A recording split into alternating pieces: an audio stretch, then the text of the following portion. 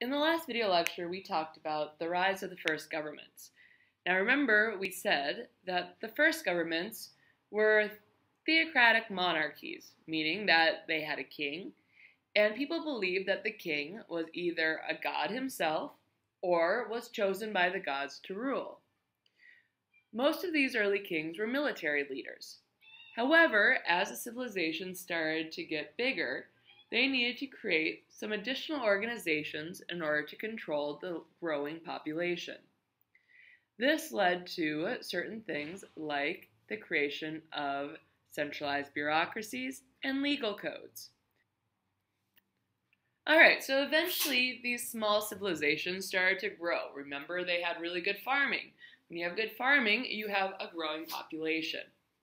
So eventually it leads to empire building. Before these civilizations became empires, they were just kind of small little kingdoms. Please write this down. These small little kingdoms are called city-states. We call it a city-state because basically it's a little independent kingdom that is ruled by a king. And a lot of times there's many little city-states or many little kingdoms that are right next to each other. Now we call it a city-state because it's really no larger than a small city. Like for instance, Porto Alegre. It's a city. However, it would be independent, which is why we call it a state. So a city-state is a small city that is independent and is its own kingdom. Therefore, it's a state. So we call it a city-state. Here you can see all the different city-states, all the different kingdoms that made up Mesopotamia. So you can see river valleys, when they were first established, had multiple little itty-bitty kingdoms that all were very close to each other. Well, eventually, all these little city-states started to unify together. And that leads us to your next definition. Please write this down. Eventually, these little city-states started to go to war with each other. They're right next to each other. So as the population of one city-state, one little kingdom, starts to get bigger, it starts to bump into another city-state right next to it. And they go to war. And eventually, one city-state is going to conquer the other city-state and control it. This is what an empire is. An empire is when one kingdom or one land is conquered and ruled by another kingdom or land. And so this probably happened because the different city-states, kingdoms, were probably fighting over resources as their population started to grow.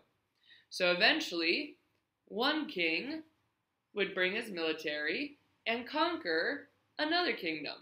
And eventually, that kingdom would be brought under his control. What you can see here with the later map of Mesopotamia, see all those city-states are gone. So they all end up being conquered by one powerful king, and they turned it into an empire. This also happened in India, this also happened in Egypt, and this also happened in China. So river valleys into the second stage of the river valley era end up going from small city-states to larger empires. Because these civilizations became larger with a lot more people, the empires needed to create a new type of government. They still had a king, but they realized that they need more help controlling the population and running the government. And this creates a centralized bureaucracy. Please write this down. You know exactly what a centralized bureaucracy is. Brazil has this. Pretty much every government in the world has this. A centralized bureaucracy is when we have a government with a single leader, let's say a president or a king. However, because that country or that kingdom is so large, the king or the president can't do everything on his own. So he has to hire government officials that help rule the government. This is very necessary the larger an empire, a civilization, or a country becomes. So, for instance, here is the government and social pyramid of ancient Egypt. We have the king at the top, but underneath him he had his advisors. We might have one advisor that's in charge of the military, another advisor who's in charge of taxes, another advisor who's in charge of roads or irrigation. So because the king can't take care of everything, he needs help. So we have government officials, and each government official is in charge of one specific assignment, one specific part of ruling a government. So as these kingdoms went from small city-states to large empires, they all created a centralized bureaucracy. And we call it centralized. It just means that the government controls pretty much everything. And a bureaucracy means that there's different departments, and each department is controlled by an official, and the official helps to run the government. Now, one of the departments within the government was in charge of controlling people's behavior. And this might be what we call today the judicial branch, where we have a court system and we have lawyers. Well, back then they didn't really have this. Instead, they created what are called legal codes. Please write this down. So a legal code is a written set of rules. Now these can be laws, like with Hammurabi's Code, or these could be religious rules, like we saw in Confucianism or Mott. So as these governments became bigger and they became large empires, we needed a better way to control the behavior of all the millions of people who were living together. So they started to create rules. And so this is what a legal code is. It's when they create rules that are written down. And the purpose of this is to control the behavior of society. Now that's the end of our notes.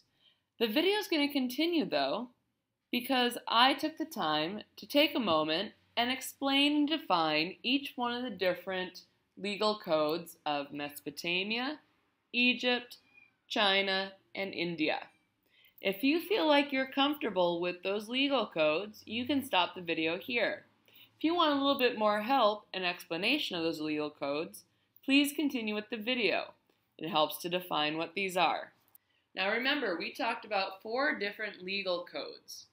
So each one of these larger empires that were once river valley, small little river valley city-states, as they became empires, their centralized bureaucracy started to have to control people's behavior.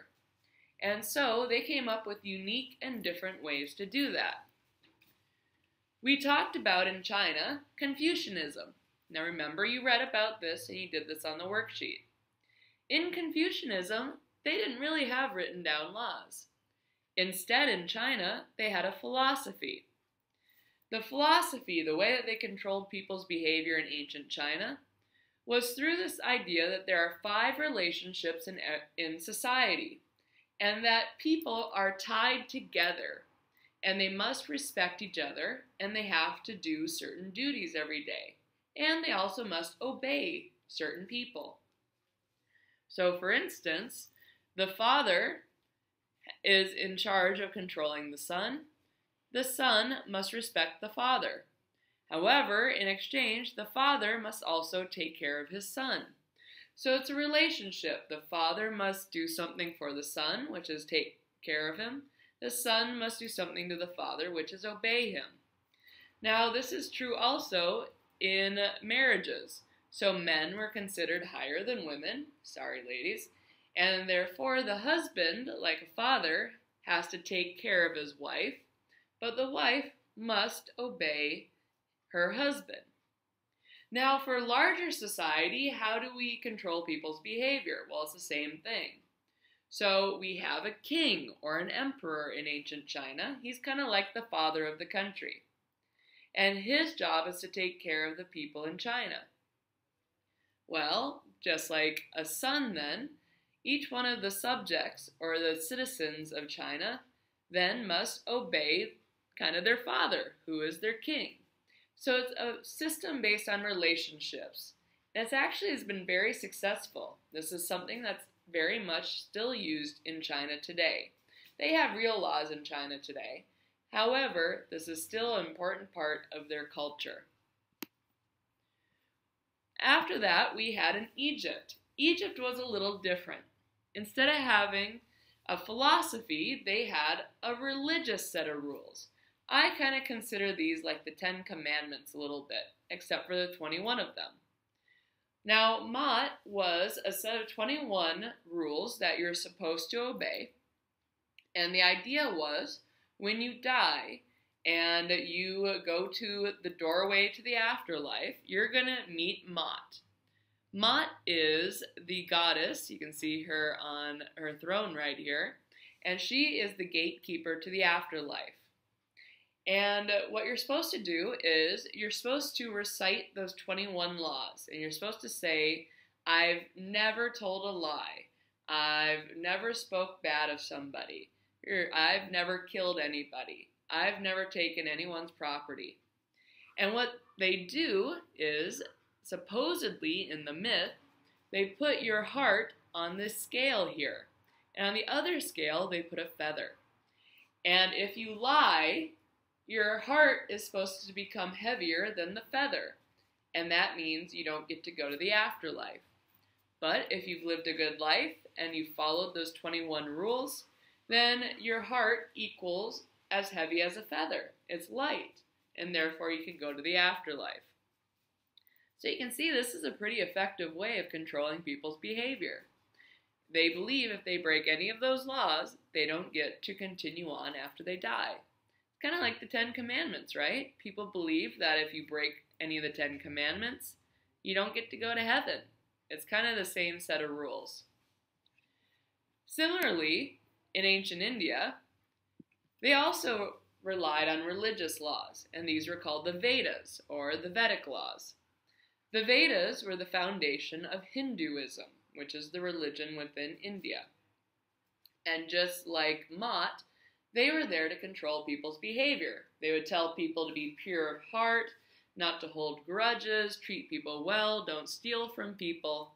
But as you probably saw, they had some very severe punishments. Within India, they don't really believe in heaven, at least within the Hindu religion. And therefore, instead, they actually had the religious laws, but if you broke the religious laws, there are some pretty harsh punishments. Like if you stole from somebody, you would have your hand cut off.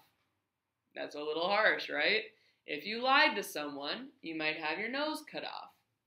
So they were religious laws, but they had very real and harsh punishments within this life. And then we have the most famous one, which is Hammurabi's Code. And this is the one that was in Mesopotamia. Now, Hammurabi's Code is very important because just like the other three are philosophies, like Confucianism is a philosophy, Ma'at is a religious idea, the Vedas are a religious idea. In Mesopotamia, they actually created the first political set of laws. And so their legal code didn't really have much to do with religion at all. Instead, as you saw, they were very, very detailed laws. They had laws about everything. They had economic laws, they had laws about building houses, they had laws about how husbands and wives should treat each other. So the set of laws in Mesopotamia were written down, because remember a legal code needs to be written down, on this huge pillar. And you can actually see this if you go to Paris. It's in the Louvre Museum. And they had very specific punishments as well. And we call the punishments eye for an eye. So it's the idea that if you kill somebody, you get killed. If you break somebody's hand, you get your hand broken. So the punishment is supposed to equal the crime. So you can see each one of these three legal codes are very different. We have some that are just based in politics, some that are based in religion, and then we have some that are based on philosophy. However, the purpose of all of these is that they were supposed to control people's behavior as these civilizations became empires. Alright guys, we're going to review this in class. Please let me know if you have any questions.